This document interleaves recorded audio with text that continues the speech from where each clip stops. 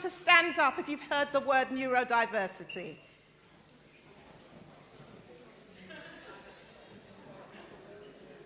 Lovely, that's wonderful. So we've got everybody hearing the word neurodiversity. Thank you so much. And neurodiversity is all about referring to the natural diversity of human brains, acknowledging that there's difference in thinking, learning, behavior, and the brains are variations more than deficits, okay? So that's what I want to bring home to everyone today. When we're going to be discussing this topic on neurodiversity, it's talking about how our brain functions. It's not a deficit, but it's a variation, okay? And in the 1990s, this term was coined, and the concept was that we want to promote acceptance, we want to promote inclusion for everybody, by recognizing unique strengths, but also because people think differently, if you have a strength, you also need to be supported, okay? And that's what we're about as a church, holistically looking at body, soul, and spirit. So, my question to you is, here are some facts, and I don't know how you feel about some of these facts. These facts were taken from the neurodiversity specialist, and I'm sure things have changed now, because when you get statistics, they can be accurate or they could be different, because not everybody reports. If I did a questionnaire here and said, what do you think of something? If you don't respond, then I haven't got your feedback, okay? So this is just based on people who have responded. So we've got 1 in 7 people see themselves as neurodivergent, okay? And we'll tell you a little bit about what that is. But in a workplace, if you have people who are neurodiverse, your company or your organisation is going to be 30% more productive, okay? Some people have also felt that they weren't supported from a neurodiverse perspective in terms of equality. And today we're going to be having a beautiful panel who will tell us about their work environment and how they work with neurodiversity. So you're going to have some words here. So all of you have heard of neurodiversity, you stood up. Okay, if you've heard of neurodivergent, stand up for me. If you've come across that word, neurodivergent. Okay. And stay standing if you've come across the word neurotypical. Okay, so I'm going to go through those with you. So, neurodiversity, we all have a brain and it is diverse. So all of us come under the word neurodiversity because we all think differently, okay? But neurodivergent is where our brain function, where we learn and we process differently, okay? So there's nothing wrong with you, you just process things differently. And as I said before, it is not a deficit, it is a variation. One is not better than the other. Okay? And then you might have heard of the word neurotypical, and this is the brain development and functioning where people are considered standard or typical. Okay? So those are the definitions in terms of neurodiversity, neurodivergent, and neurotypical. But how many of you know that God has made us fearfully and wonderfully made? So however you're made, that is how God has made you, and he works with you according to how you are made. So however your brain functions, we want to get the best out of everybody. Okay? So, keywords, support is needed. As being neurodivergent can be invisible. So if I had a bad leg, you would give me a lot of support. You said, do you need help walking? And you'd be considerate. But because some of these differences are invisible, we could talk, maybe not in the right way to people because we don't understand. So today is all about awareness. Everybody say awareness. Okay, so if you're neurodivergent, it can be invisible, but support is available. Some people go and get a diagnosis, and it can be one or many. Others may just consider themselves as neurodivergent, okay? So those are the different things that people may do. So just to say about neurodiversity, you may have heard of some of these words, and we'll go in further detail with the panel. Autism, so autistic, ADHD, something called dyscalculia, dyslexia, epilepsy, Tourette's, intellectual disability, fetal alcohol syndrome, and development and sensory needs. So there's quite a lot under this area of neurodiversity. And just to encourage you, for those of you who are going to support people in this area or open up conversations, you can open up conversations in your own way, what seems applicable for you. Some of the ways you can open up conversations is by saying, I want to chat about some stuff I'm coming up against because of how my brain works. You can just open up that conversation, maybe to friends or family. Or you might say, I'm telling you about my neurodivergence because I want you to understand why I might approach things differently. So instead of saying, oh, they're not doing it properly, there might be a different approach so you can get understanding, okay? Or you might say, I feel like I need professional help. Can I get your support in doing this? Okay, so some people might need someone to walk with them along the way. So what I want to make clear today, neurodiversity is not an illness, it's not a sickness, it's not weird, it's just a difference in brain functioning, which is called variation. It is not a deficit, okay? So that's the line where I would like the church to start. And as we increase in our awareness, we're going to support one another, okay? So support, you can get the GP, you've got talking therapy, counselling, diagnosis, National Autistic Society, ADHD UK. I'm going to put this up later just to give you an example. We've got the British Dyslexia Association, Neurodiversity UK, Neurodiversity Hub. You can also contact NHS in terms of keeping well. Within this church, we have the Pastoral Care team. We have family therapy, which is individuals, couples and family. You've got support. So don't feel that you have to be on your own. There are people that you can share with and talk with in a confidential environment. So can you see here this picture? We are all made differently and our brains functions differently, and God has made us that way so that we can be a blessing in whatever way he wants us to be. So at this time, that's enough of me. You're going to hear from our lovely panel. So I'd like to first and foremost call Daniel up to the stage.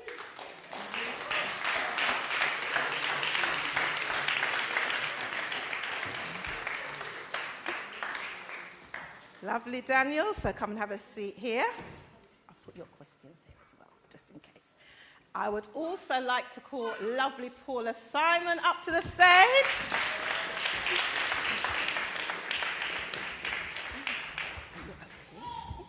Yes. Second one, yeah. Where your name is. That one there. Yeah, lovely. And I'd like to also call our lovely Elder C up to the stage.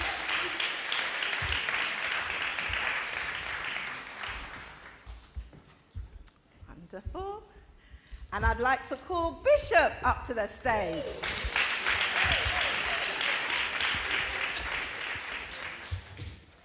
Right, so this is our panel. So now you can take the screen off, my lovely media team, and we are going to put up a telephone number, which is a church office mobile. For those of you who are online, this is where we need your participation as well. Feel free to write any questions that you want on YouTube, or if you want to protect your anonymity, you can text it to the church mobile. We won't call out your name. We will just read out the question.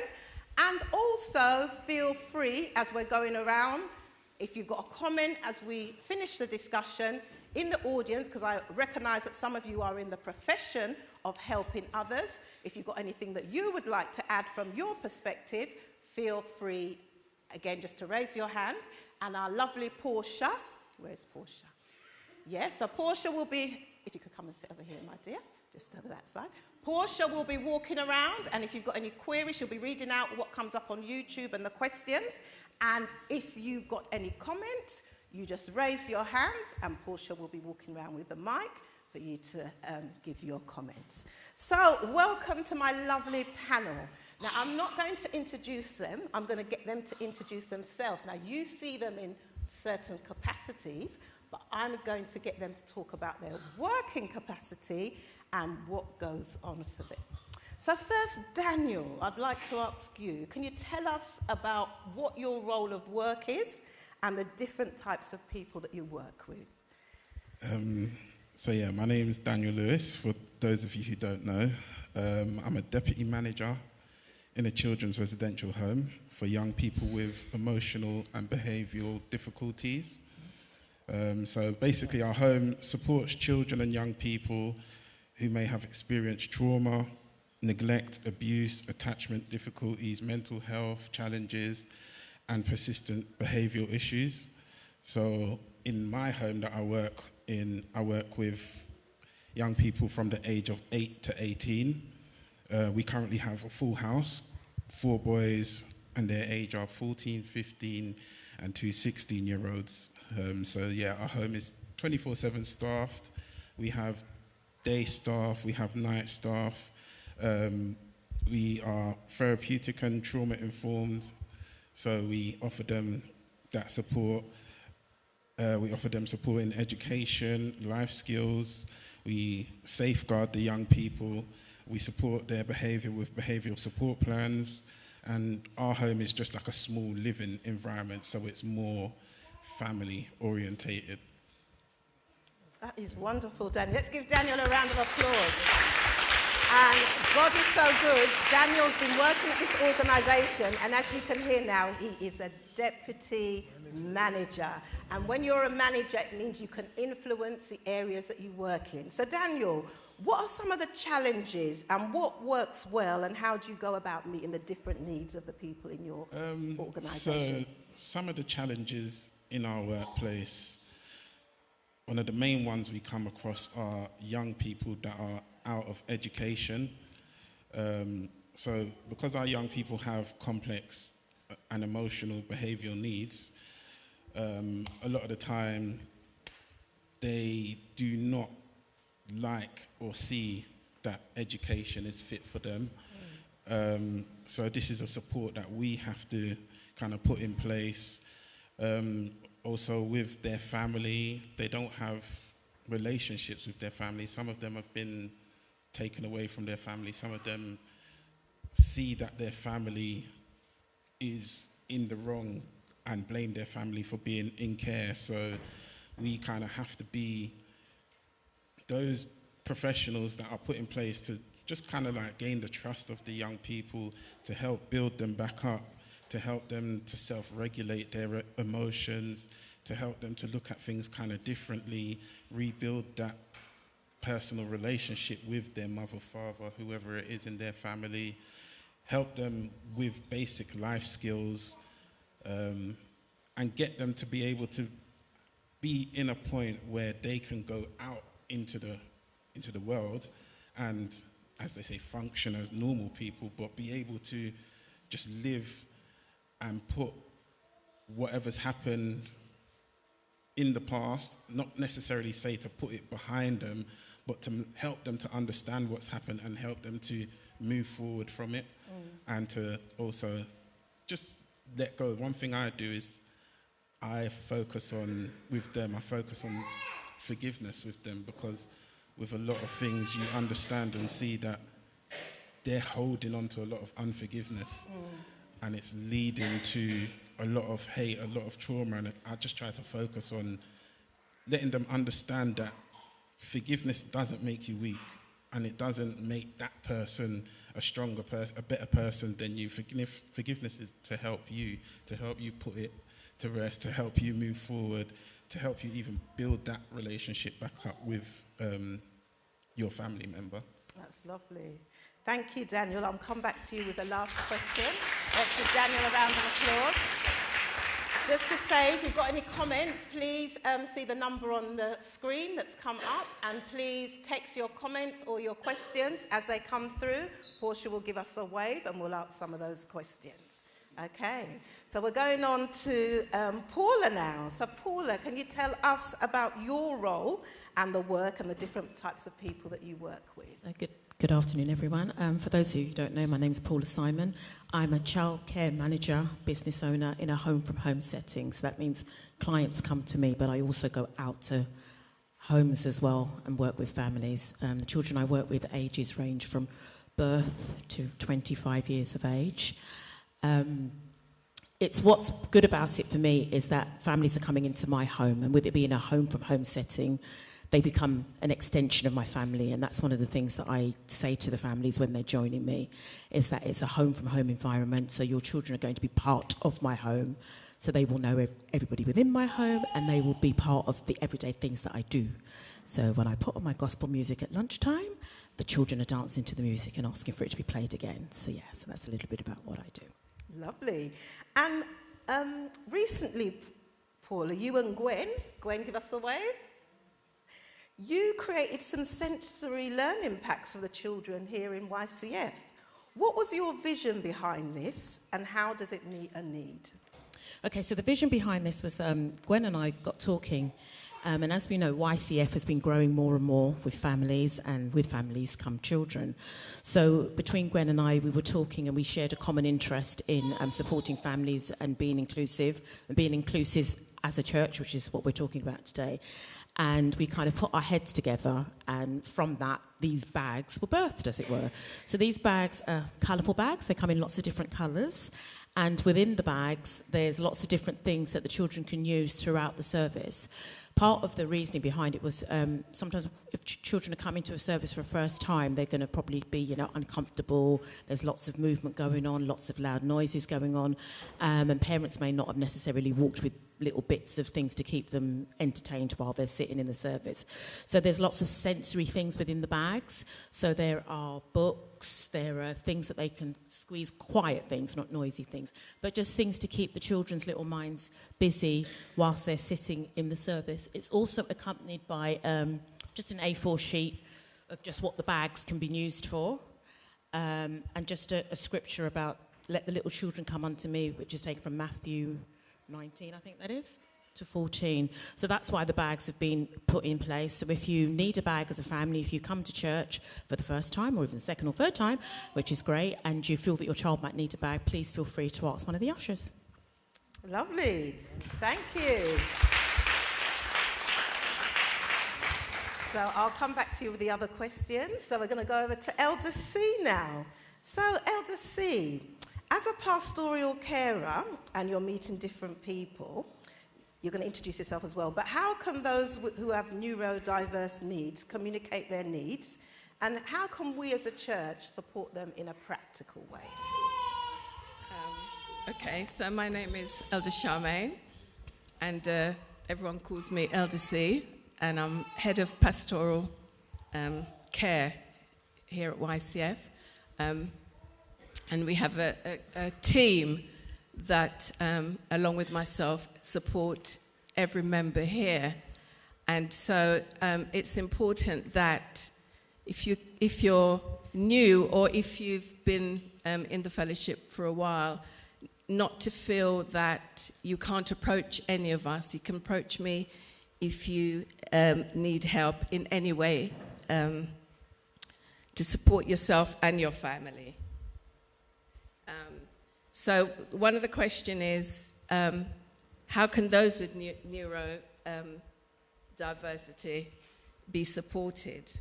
Well, communication is very important in terms of how you communicate. And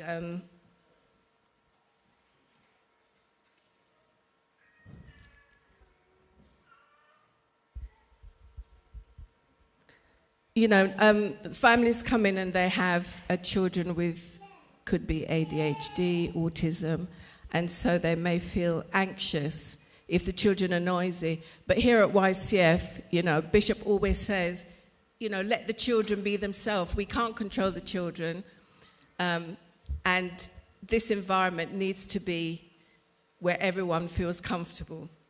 So in terms of neurodivergent people, with a variety of needs, there is no single way of communicating because, as we saw on the slide, the brain functions differently.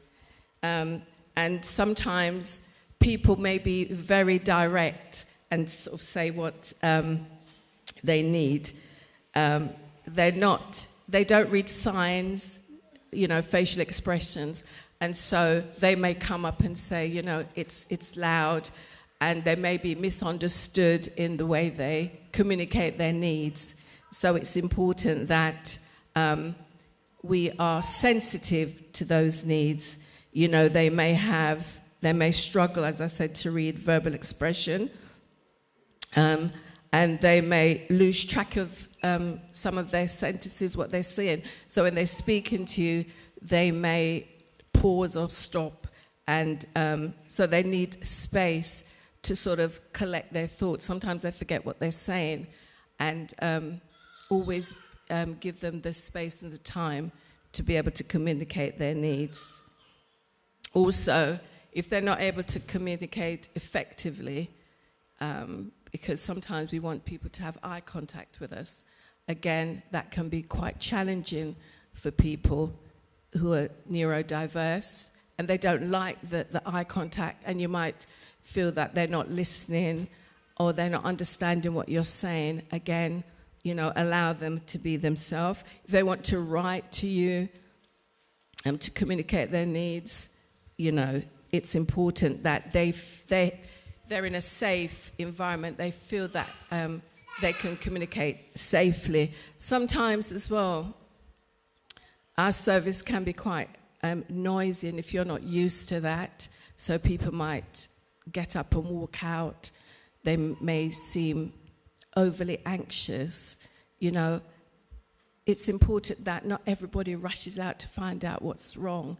Just one person go and maybe just speak quietly to that person, because they just need the space. It all becomes overwhelming. It all becomes too much. Sometimes it's too noisy, and the noise, causes them to have a reaction in their brain. They need just to have a quiet space, maybe go outside, maybe go into a quiet room, and not lots of people are rushing in with them. Just one person, just to give them that space to sort of calm down and just relax, really. So it's really important that we're aware of the different things that may happen within our service. People may come in and want to wear ear muffs or headphones to reduce the noise, because again, they can become overstimulated with the noises. So those are some of the ways that they may communicate their needs, not necessarily to say, and it's for us to pause and to see what's happening. Sometimes when people are reacting differently in our service, they may seem subdued, quiet. You may be sort of really bouncy and sort of wanting to hug them and express your love that way. Sometimes maybe that's not the way they want to be approached. And so, we are a tactile church and we want to hug everybody. It's not always the right way or the appropriate time to do that. And again, it's allowing people to feel comfortable in this space, in our church environment. That's wonderful. Some beautiful tips there. Lovely. So over to you, Portia. Have we got any questions? Am I on? Oh, yeah. So the first question we have is for Daniel. And they ask, can you tell us how these young people are referred to the home that you're at? And who assesses them in order for them to end up there? Okay, so how it works is, so a lot of the time the young people are in the social care system. Sometimes, just say for example, if it's a young person that's never been in the social care system, so something may have happened where social services are now involved,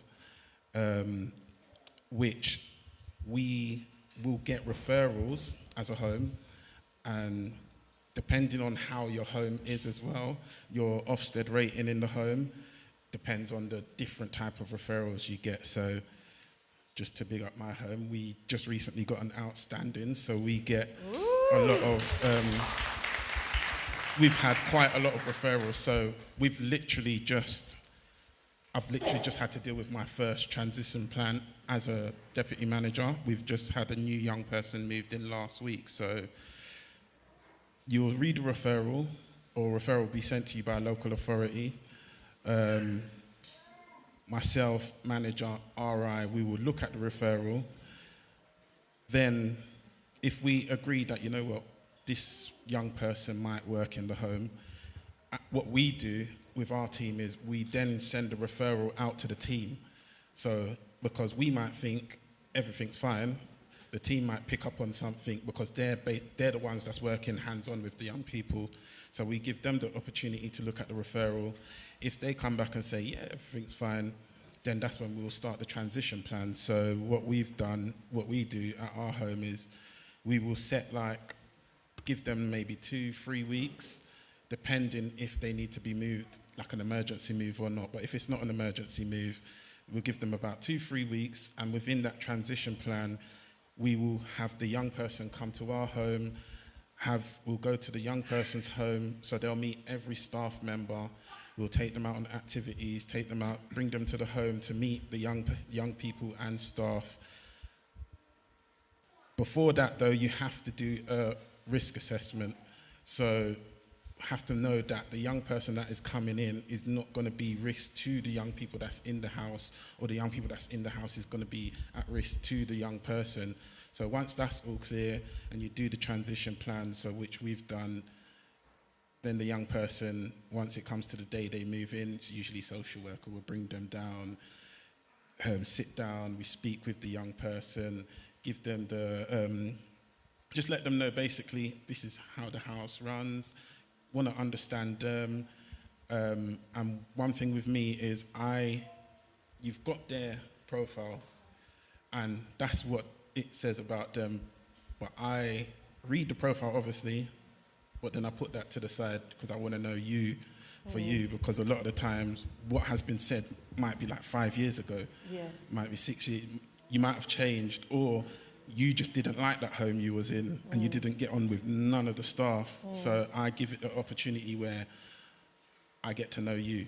I'll put that aside. I'll keep it in the back of my mind. Like if it says they start fires, okay, we need to understand that. But I'll give you the opportunity.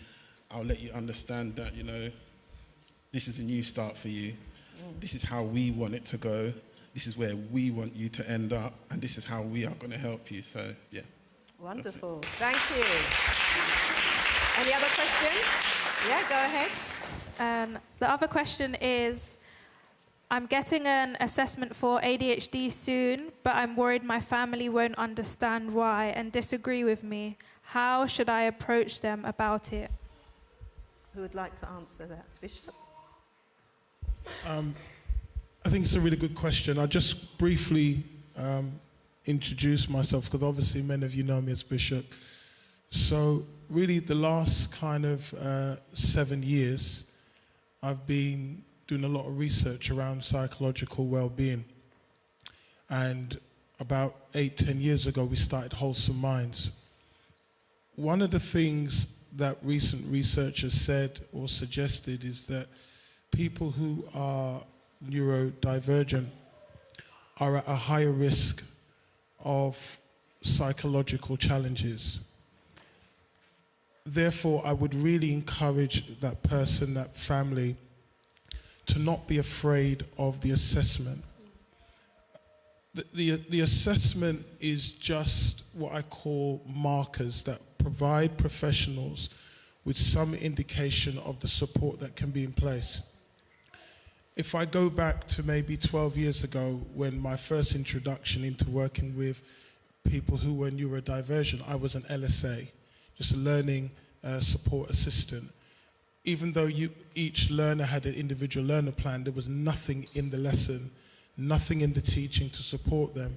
So I think now that I would strongly advise, reassure your son or daughter or family member that this is just a process, and also reassure them that even though something may be detected or perceived, it doesn't necessarily mean that it needs to define you for the rest of your life. So I hope that's helpful in some way.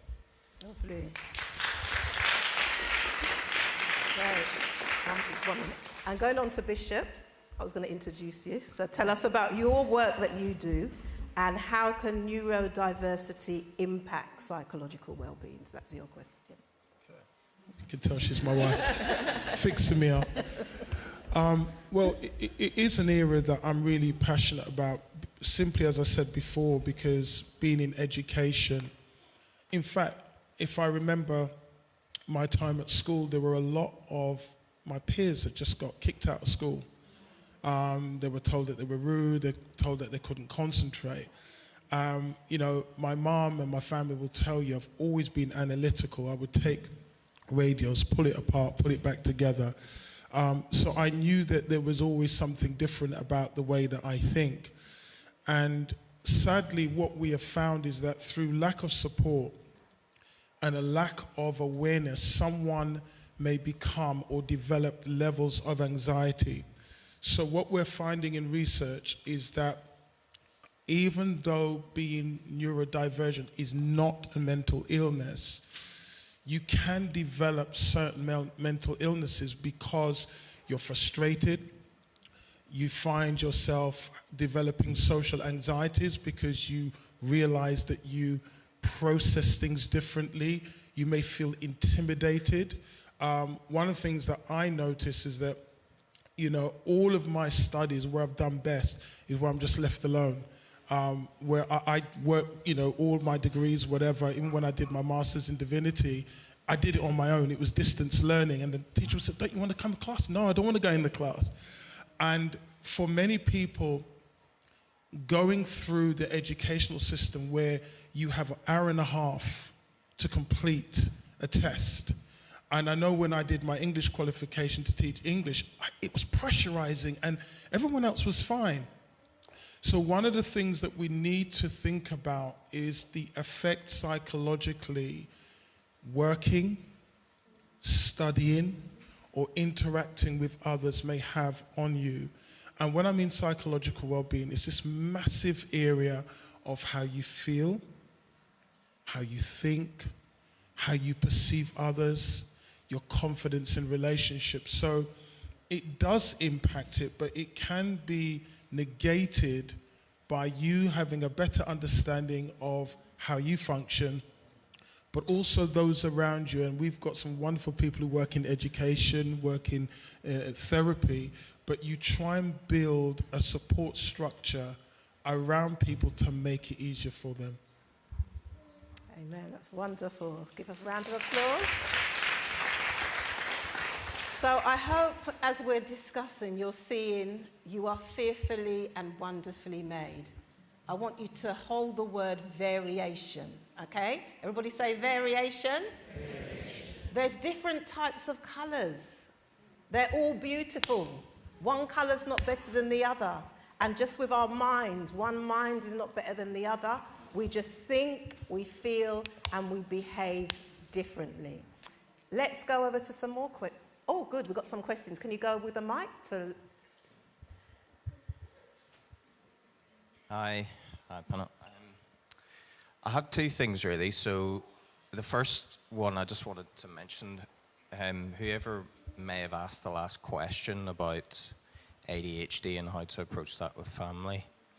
I have ADHD and I've also been involved in doing a lot of ADHD assessments in the past. That's something I feel quite passionate about.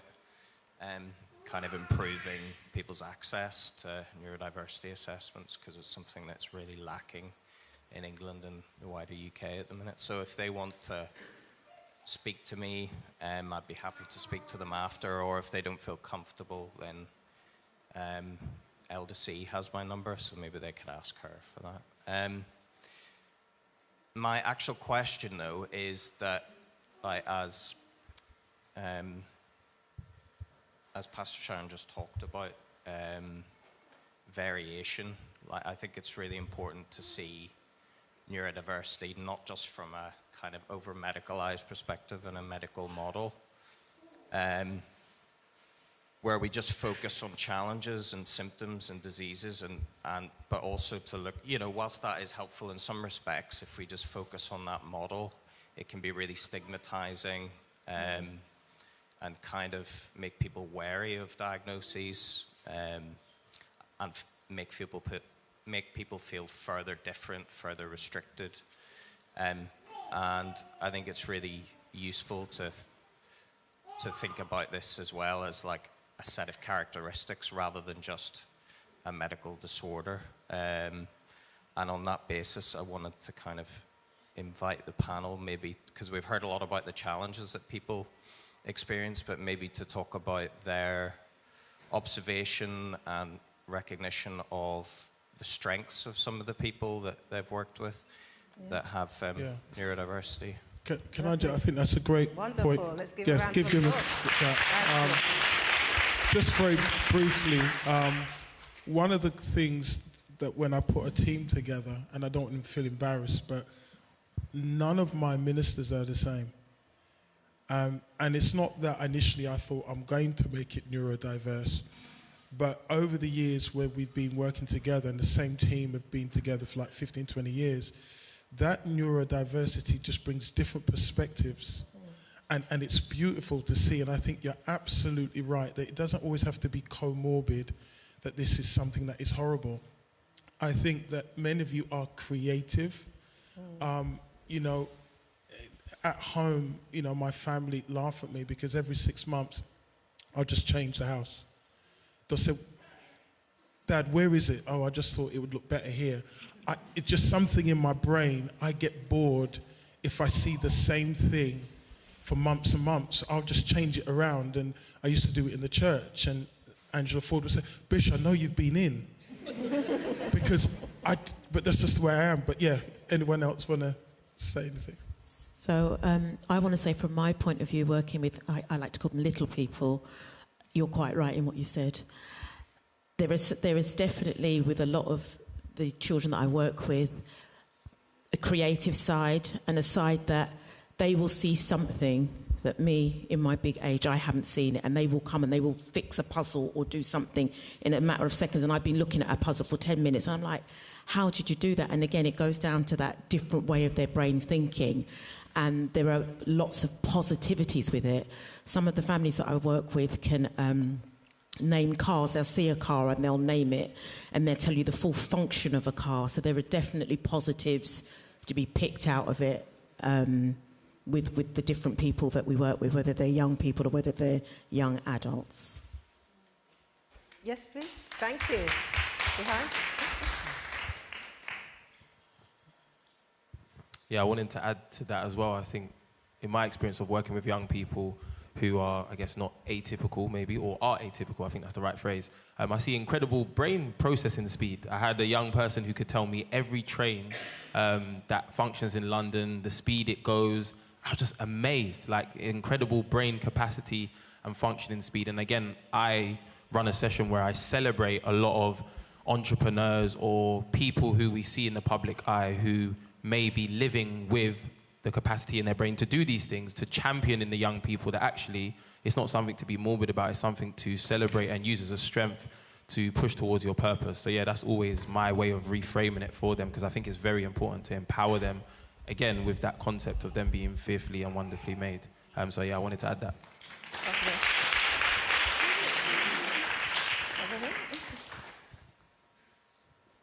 See, my brother just told me to keep it short. So thinking I'm going to talk for long. So I'm not going to talk for long, Marcus.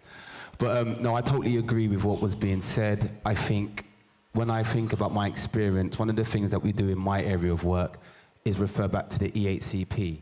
So that's the Education Healthcare Plan. If someone who is neurodivergent has that. And normally you'll see a list of strengths on there that you can say to the young person or your son or your daughter to reinforce positive behaviors.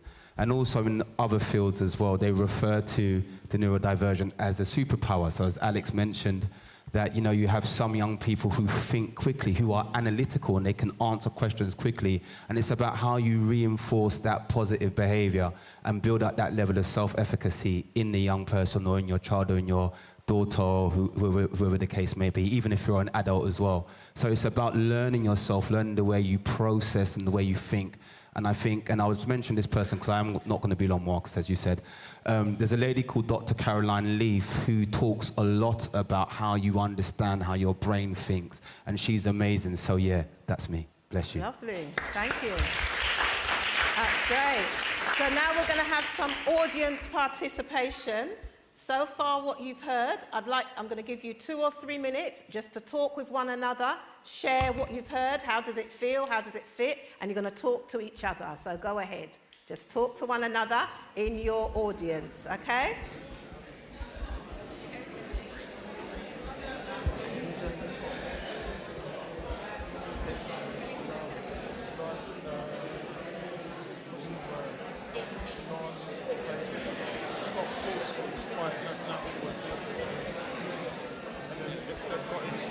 Questions from the group, one person can just speak back.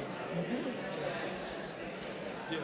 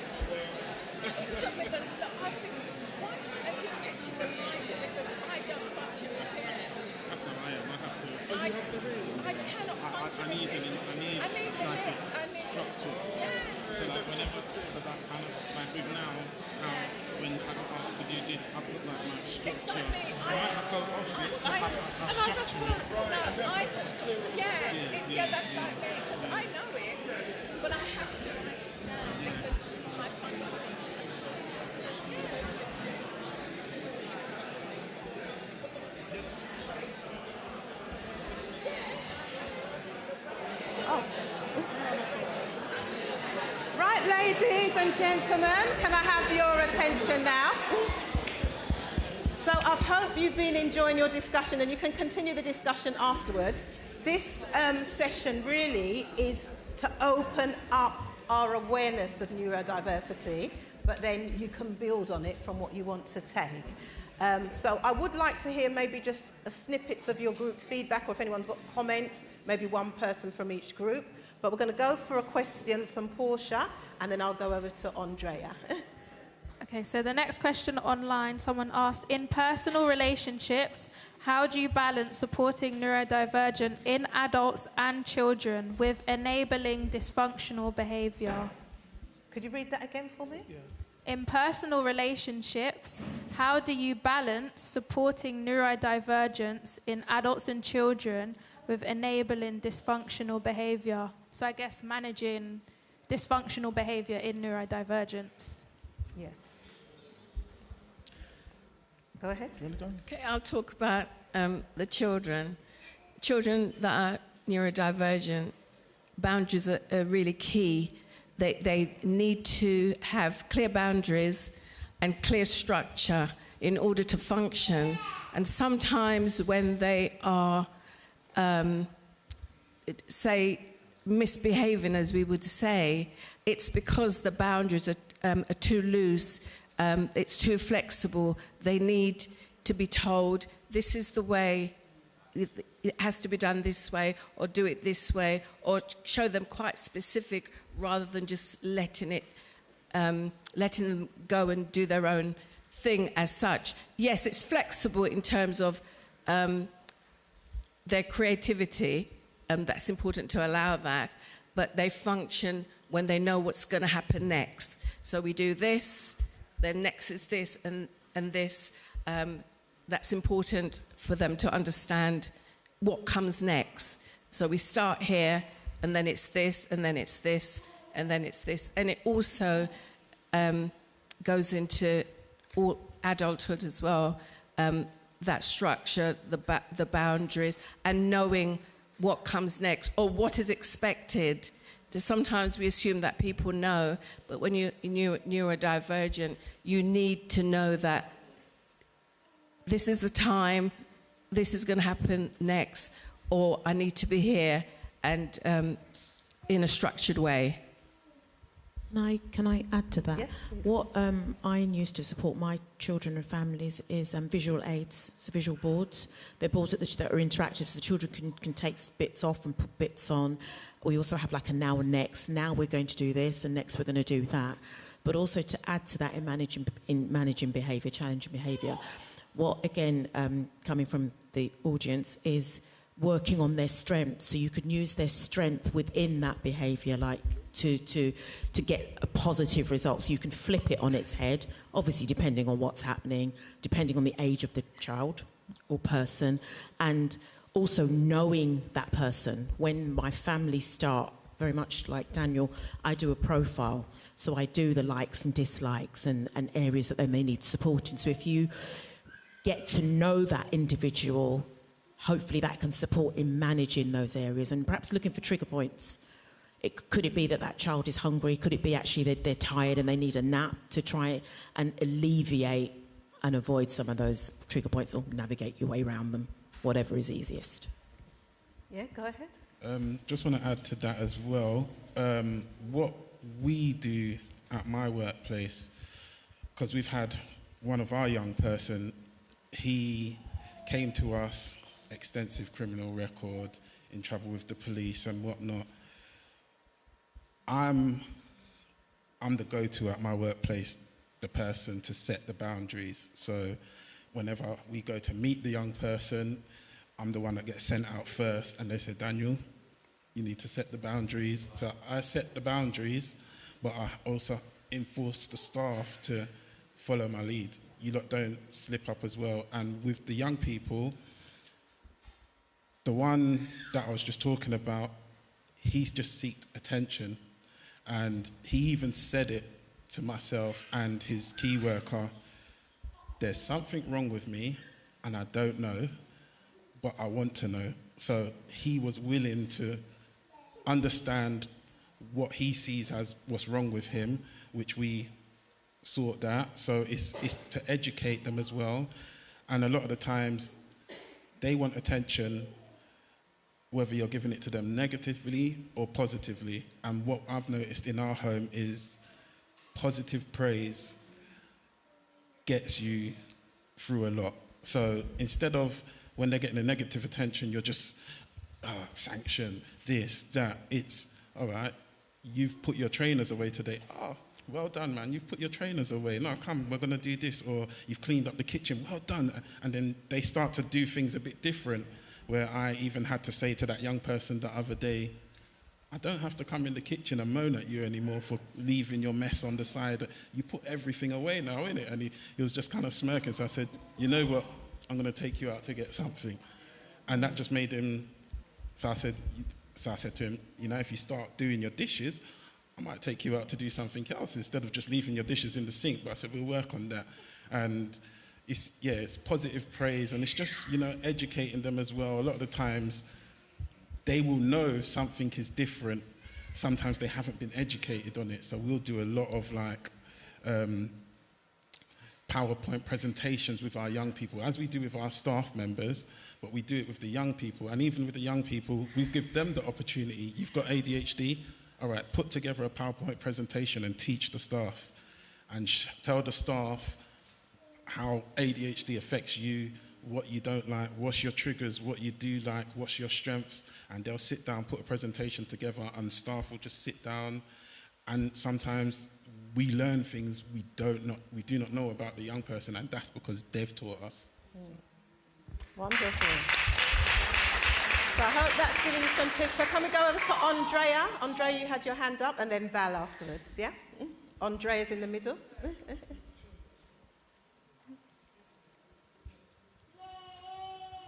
Thank you, panel. As we was discussing, lots of things came up. We talked about the support that's not readily available when you see that your child may need is it EHCP plan? Yeah, the support is not out there. Also, we talked about adults that have been dismissed or misunderstood, not knowing that they've got any neurodivergence and what support is out there for them. Because a lot of adults may be, they might be neurodivergent and they don't know and they don't understand themselves. So just what kind of support is out there for adults as well for accessing the systems?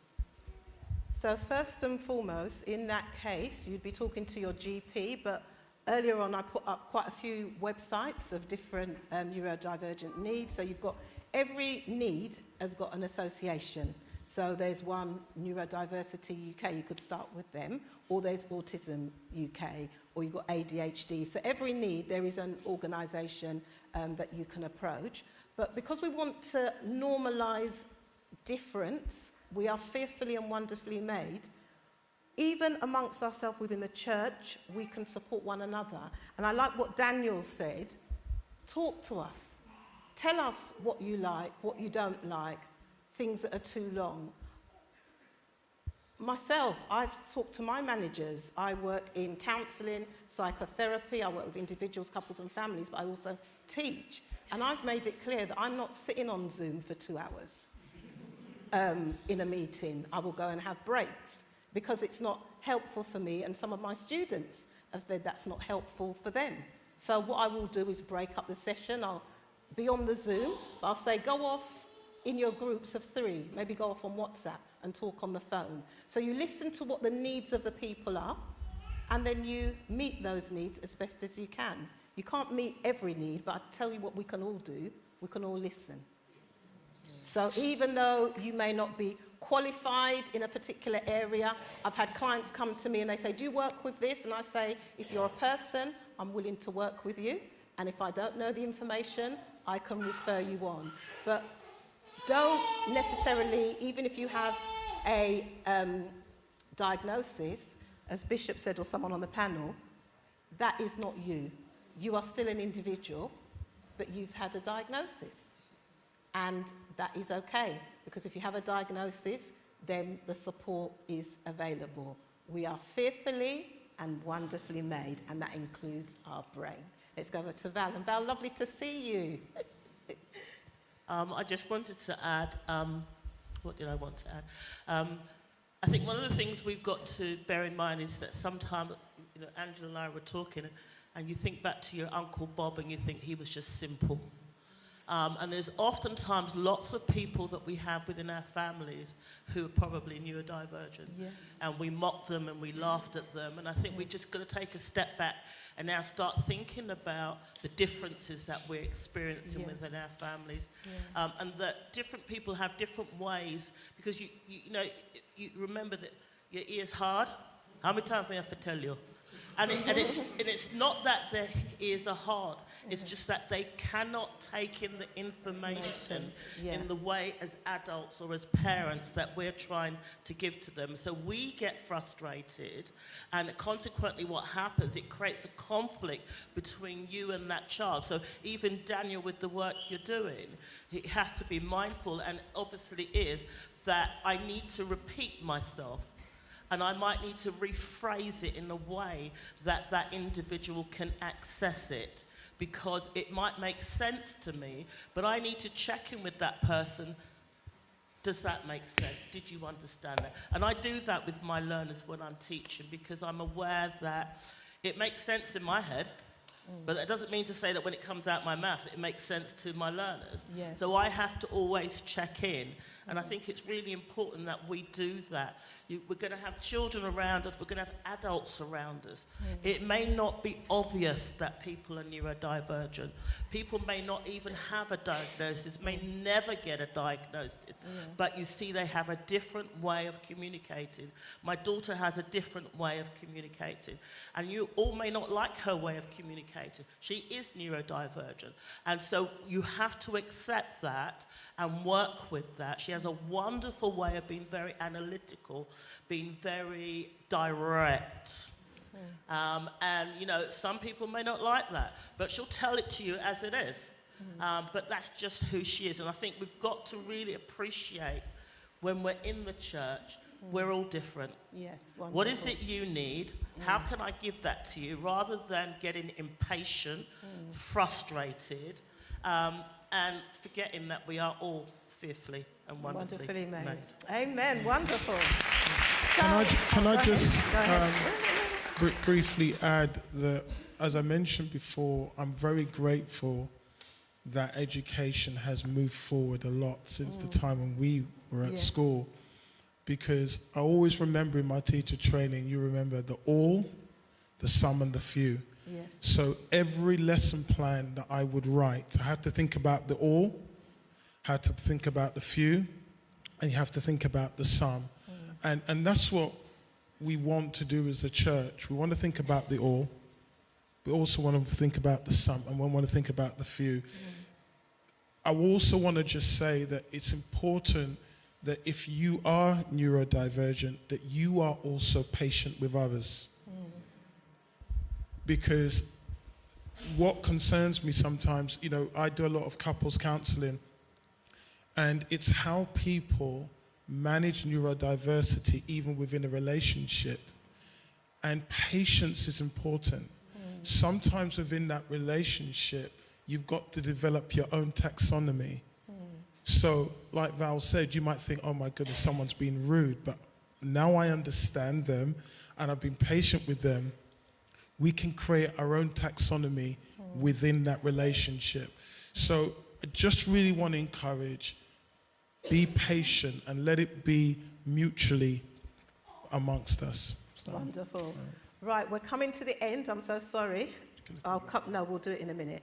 We're coming to the end, so I will come to you, but I want the panel just to give me one word of encouragement or scripture that you would want to leave with our audience today. So I'll start with yourself, Paula. The scripture that I would give is Psalms 55, verse 22, to cast your burdens. The meaning to entrust God with all your worries, your trials, because he can take care of them for you. Amen. Thank you. Elder C? Jeremiah 29:11.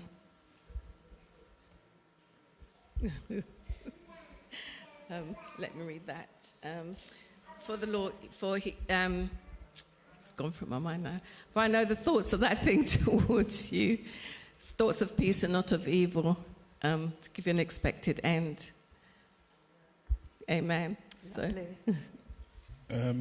Myself, I think, for encouraging and supporting people with different learning needs, when I was thinking of what I do, it's Galatians 5:22-23, the fruit of the Spirit. Just get it up.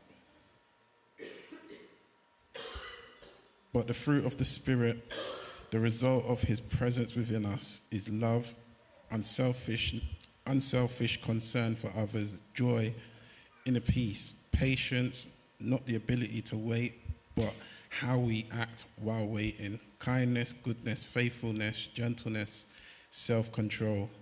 Against such things there is no law. And I think especially within my industry, I see it that I go into work and sometimes not in the mood, or I'm going through things, but it's the fruit of the Spirit just comes out so evidently within myself whilst I'm at work and working with the young people. Lovely. Bishop? Psalms 23 verse 1, it sounds so simple, but the Lord is your shepherd. He knows you. The shepherd knows the sheep, and just always remember that you are that unique sheep amongst the flock. Beautiful.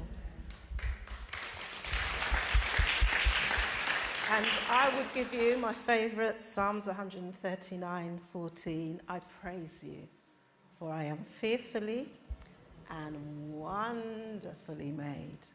Marvellous are your works, and my soul knows very well. So when you think about the marvellousness of how the Lord has made you, I want you to go home and look in your mirror. Look at yourself from head to toe. There might be things you like or you don't like, but thank God that he has made you the way that he has made you. It is beautiful. So last question, Elder Michael, a last comment? So just the response of adults who need support and they feel that they're neurodivergent, as you heard about the GP, but also in your employment, please, please, please, in your one-to-ones, have that conversation with your manager, because they are obligated to provide support and make reasonable adjustments. And if they don't, we have HR experts here in this church, but they can also be held to account. So please, please, please, if you are an adult and you feel that you're neurodivergent, get the support from your GP, but also speak with your manager in your one-to-one so they can develop a support plan for you to help you complete and achieve your KPIs. Wonderful. So as we end this session, this has just been a taster. How have you found it? Give us a wave if you enjoyed it. That's lovely. Give us a thumbs down if you want some more. No, a thumbs down if there's...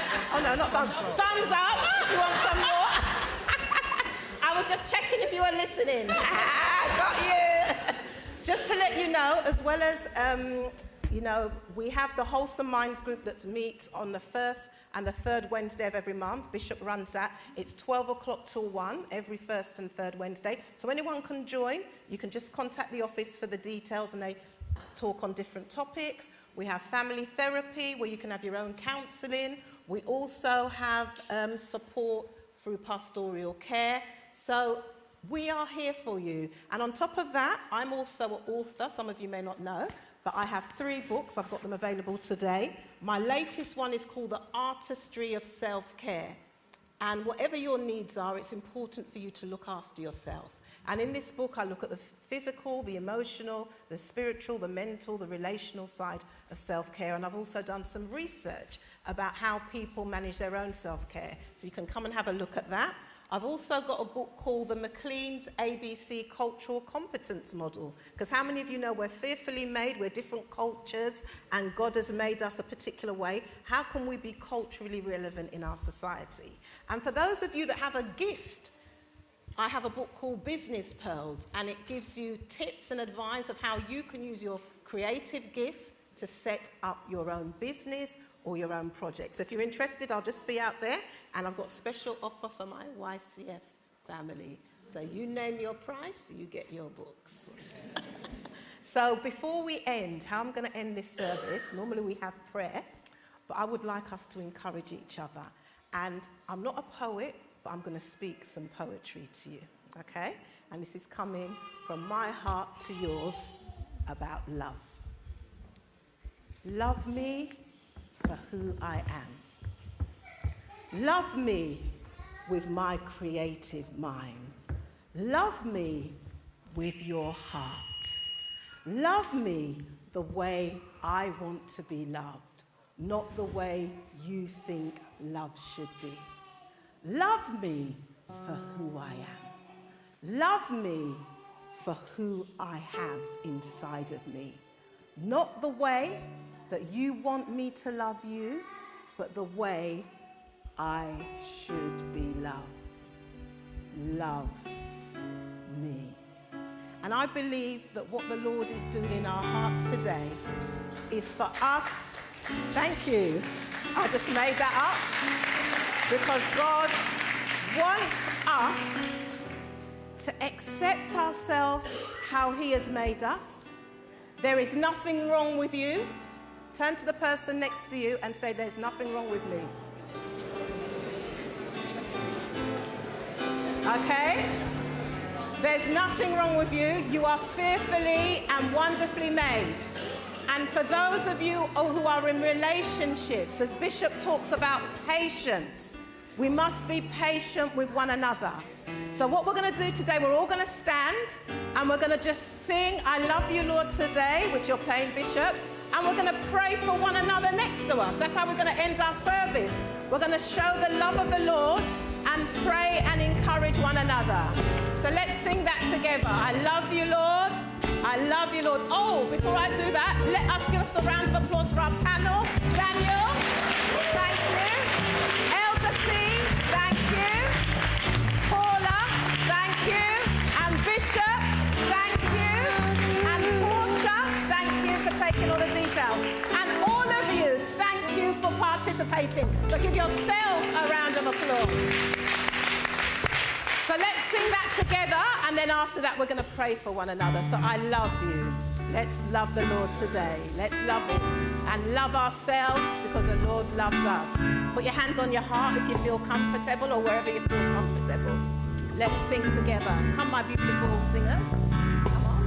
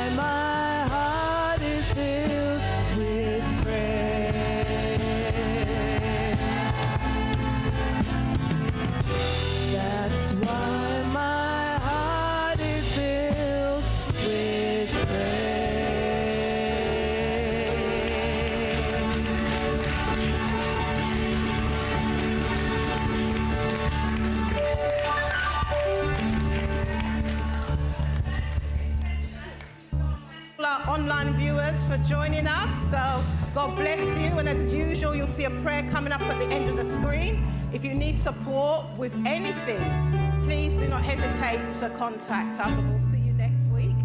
And for those in the audience here, our service is ended, but there's lots going on. So there is soup on sale, jerk chicken, rice and peas, pasta salad on sale, members meeting upstairs. What else is? And 2:30, you got the Kingdom Nights here, so you can fellowship. And then if anyone wants to meet me outside to have a chat, I'll have my book available. So God bless you all. Have a lovely afternoon, and we will see you again soon. God bless you.